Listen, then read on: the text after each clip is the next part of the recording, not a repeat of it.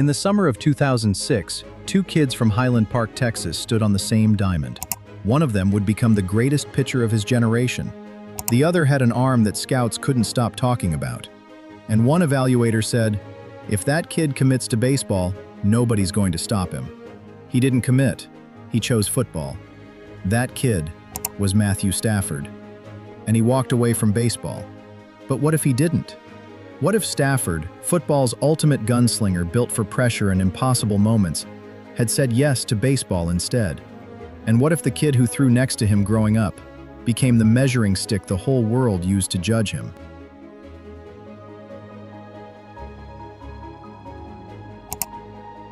The player who spent 15 years absorbing punishment in the pocket may have been destined to do the punishing on a mound. Not because he wasn't good enough for football, but because in the summer of 2006 in Highland Park, Texas, two teenage athletes were on the same diamond, and the one without the famous last name might have been the one scouts quietly couldn't stop watching. This is not a story about Matt Stafford becoming the greatest pitcher who ever lived.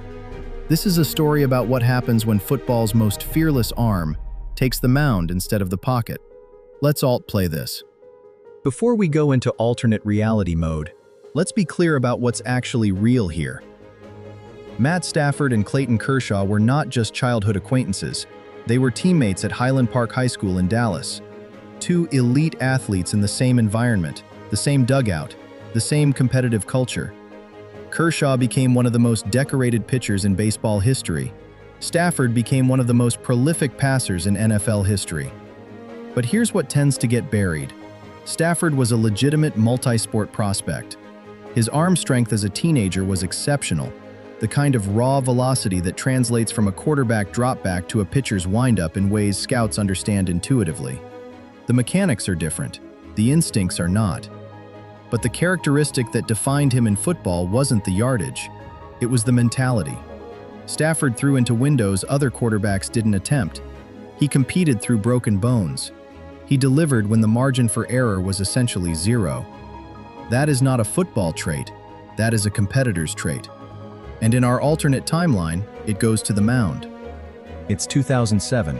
Stafford is in his senior year at Highland Park. Football scholarship offers are stacking up. Georgia, Oklahoma, Texas. The machinery of a major college football career is already in motion. And standing 20 feet away in practice, Clayton Kershaw is becoming Clayton Kershaw. In our alternate reality, Stafford watches what Kershaw is becoming and makes a different calculation. Not that he can outdo him, but that there's room in the same sport for a different version of greatness. Kershaw has always been precision, command, the ability to make hitters look foolish with movement they can't solve. Stafford, in this timeline, is something else. He's the arm that just doesn't blink. He enters the MLB draft, he signs, and he brings with him the one thing no scouting report has a column for: the absolute refusal to back down. The minor leagues are not kind to raw arms. Stafford arrives with elite velocity and the competitive instincts of someone who has played in high-pressure environments his entire life. What he doesn't have is command. The sequencing, knowing not just what to throw, but when and why. But development coaches notice something almost immediately. Stafford processes information the way smart quarterbacks do. He studies at-bats like film. He identifies tendencies. He remembers what worked against every hitter he's faced. His slider develops first, tight, late-breaking, the kind of movement that looks like a fastball until it's absolutely not. His fastball command follows, not because he becomes a finesse pitcher, because he learns to trust the aggressive approach that's always been his default. Give me the ball. That's the whole philosophy. And in baseball, a pitcher who genuinely wants the ball in a crisis is rarer than people realize. It's 2012. Stafford has fought through 3 years of development, pitched through a shoulder issue that would have ended a lesser competitor's season. He didn't stop. He took the ball. In his first full season in AAA, something crystallizes. Stafford stops pitching like a quarterback trying to become a pitcher and starts pitching like himself. Pitch design, building a pitcher's arsenal around their individual biomechanics and competitive identity, is one of the defining developments in modern baseball. The idea is simple. Stop building from a template. Find out who they already are. Stafford is built for aggression.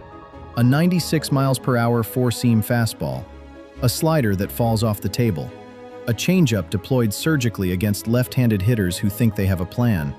He doesn't nibble, he attacks.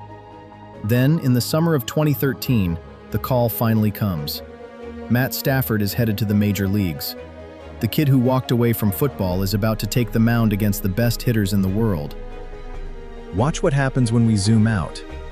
By 2013, Clayton Kershaw is in the middle of one of the most dominant stretches any pitcher has ever produced.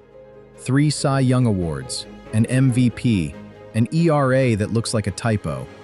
And now his childhood teammate is ascending on a completely different path. 2 pitchers from the same Texas high school, 2 entirely different identities. Kershaw is mastery, Stafford is will. Kershaw paints corners, Stafford dares you to catch up to his fastball. Kershaw is the best pitcher in the world, Stafford is the one nobody wants to face in October. This parallel isn't just aesthetically interesting, it's analytically revealing. Elite pitching doesn't have one face, the game has always held both. What changes is which version of greatness rises when the pressure is highest. And Stafford's version, the arm that has never once not wanted the responsibility, is built specifically for those moments. Here's where the ripple effects start to matter. When Stafford reaches the majors, something changes in how opposing teams prepare. The advance report is straightforward. He will throw his fastball in any count. He will come after you with a slider when you least expect it, and he will not back down with runners on base. That sounds simple. It isn't. Knowing what's coming and being able to handle it are different problems. Stafford settles the aggression debate empirically. His walk rate is higher than Kershaw's. His strikeout rate matches him. His postseason numbers are better than anyone has a right to expect from a pitcher who spent 3 years fighting his own development curve. Teams start building around the question Stafford forced into the room. What if the goal isn't to minimize mistakes, but to manufacture pressure the other team can't absorb? Here's the real question this story leaves you with. Did Matt Stafford become baseball's best pitcher, or its toughest? Because those are not the same thing. Bob Gibson was not the most talented pitcher of his era, he was the most frightening.